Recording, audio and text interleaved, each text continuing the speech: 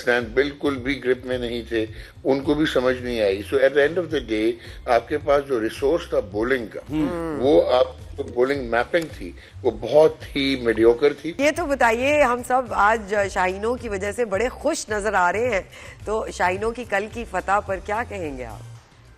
देखें, एक तो जहां तक फतह की बात है ना, एक तो ये एक्सेप्शनल कल एग्जीक्यूशन हुई और एक स्पेक्टेकुलर जीत थी पाकिस्तान की। अच्छा, अब इसमें दो चीजें हैं कि सिस्टम की फ्रेलिटीज या टीम की सिलेक्शन अच्छा ना होना, कल वो भी इसी मैच में आया हुआ।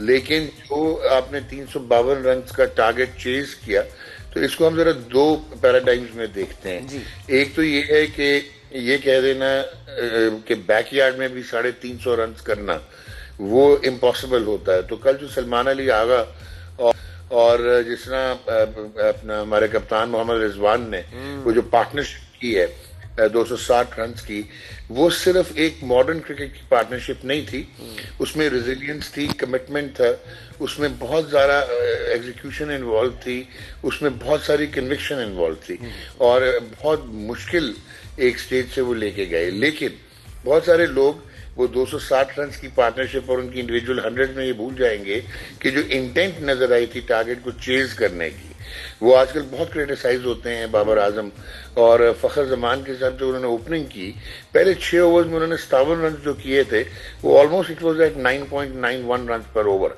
तो वहां से नजर आ गया था कि they were going for the target. फिर अगर आपने देखा हो साउथ शकील आए जब बाबर आउट होते हैं, तो अगेन 8.82 रन हमने मेंटेन किया और 2005 के बाद पहली मर्तबा हुआ कि पाकिस्तान ने पहले 10 ओवर में 90 रन अचीव किए। तो वहां से आपकी वो जो प्लेटफॉर्म था वो आपको मिला। अच्छा, सेकंड चीज जो है कि साउथ अफ्रीका, बहुत सारे क्रिटिक्स जो होते हैं, वो जो जिनको कहते हैं ना पेरेनियल क्रिटिक्स, वो ये कहेंगे जी बड़ी सीधी पिच थी, उनके पास वो मार्क जैनसन नहीं थे, कगिसो रबादा नहीं थे, उनके ओपनर्स 3 नहीं खेले। No, this was an exceptional performance. अच्छा, इसने सेट कर दी टोन आपकी कि एक तो आप ये टूर्नामेंट ये वाला भी जीत सकते हैं, ट्रायंगुलर आप फाइनल के लिए क्वालिफाई कर गए हैं, और उसके अलावा चैंपियंस ट्रॉफी का पैन आउट हो गया कि आपकी टीम में कमिटमेंट नजर आई, आपके मिडिल ऑर्डर ने परफॉर्म किया। अब एक मेरा इसमें थोड़ा सा ये था कि आपने 352 रन करवाए क्यों? ये तो वो जो ये सुहेब का भी यही सवाल था सर। तो जो वो वीकनेस हमारी है ना जी, वो ये हुई कि कल बहुत ही ज्यादा ग्लेयरिंग नजर आ गया कि रिजवान को बहुत मसाइल हो रहे थे। वो क्या मसाइल थे? आपके पास एक स्पेशलिस्ट स्पिनर्स के साथ आप गए हैं जो कि नहीं बनता। आप जीत गए, you can not mask your failing कि आपने गलत टीम पिक की हुई है। अब एक उसमें क्या हुआ कि शाहीन शाह अफरीदी जो कि तकरीबन 150 रन 2 मैचेस में खा चुके हैं, और नसीम शाह, उनको आपने 10 ओवर का एक स्पेल होता है ना एक वनडे में, एक कोटा 10 ओवर, आपने उनको 5-5 स्पेल करवाए। आप उनको उस वक्त लेके आए जहां पे उनको बॉलिंग नहीं करनी थी। जैसे शाहीन ने 27 ओवर किया, इस तरह के 28 वहां पे वो नहीं आते थे। अच्छा, आपने जो आपका इब्रार अहमद था बेस्ट स्पिनर, उसको आपको पावर प्ले में लाना पड़ गया। आप 9वें ओवर में लाए, 11वें में लाए, उसकी वजह से आप एक स्पिनर क्योंकि शॉर्ट थे तो रिजवान को ये कांस्टेंट चेंजेस रिंग करनी पड़ी।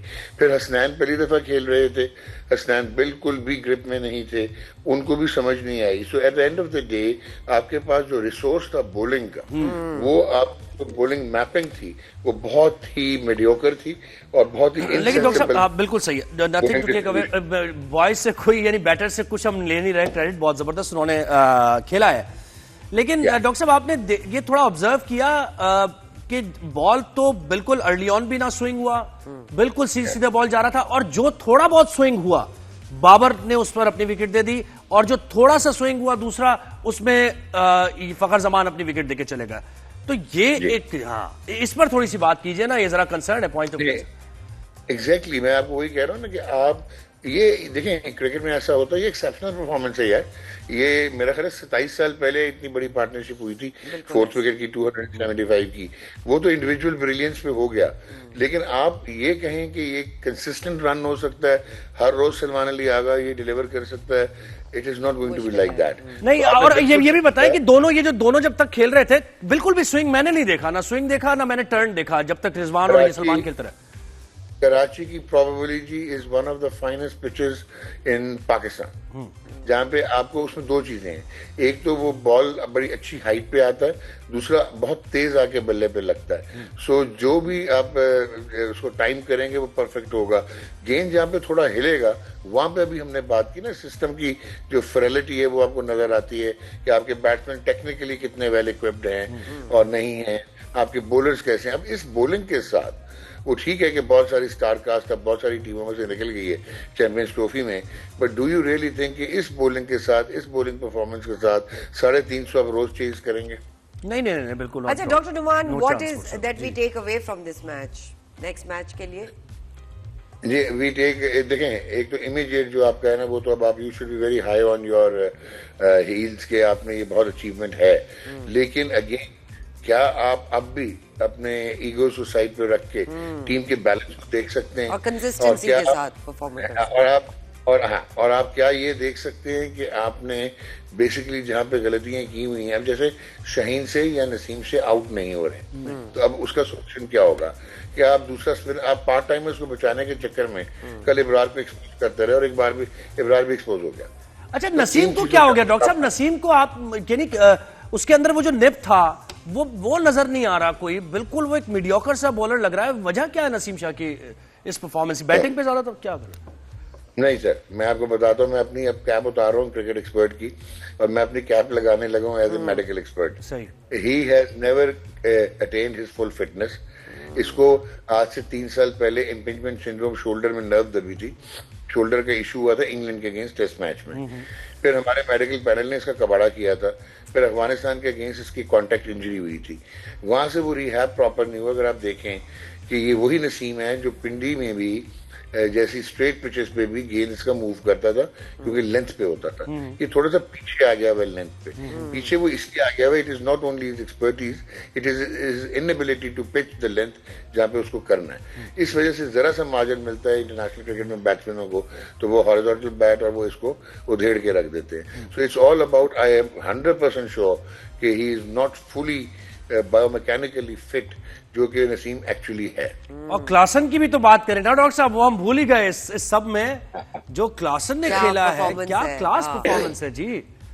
सर ऑनरे क्लासन के बारे में एक छोटी सी मैं ये स्टेटमेंट दूंगा कि वाइट बॉल में वो अभी कल तो खैर नंबर 4 पे खेला, वाइट क्योंकि डेविड मिलर नहीं है, बट वाइट बॉल में वो शायद 5वें और 6ठे नंबर का बेस्ट बैट्समैन है इन द वर्ल्ड। और अगर आप देखें उसकी कल 4th 80+ था पाकिस्तान के अगेंस्ट। फिर आप ये देखिए कि जिसना वो आया है उसने शायद 14 गेंदों पर 7 रन किए थे, एंड देन एक्सेप्शनल उसकी बैट स्पीड है, एक्सेप्शनल वो लेंथ पिक करता है, क्विकनेस ऑफ फीट है, and he is one of the smartest white ball players contemporary international cricket में।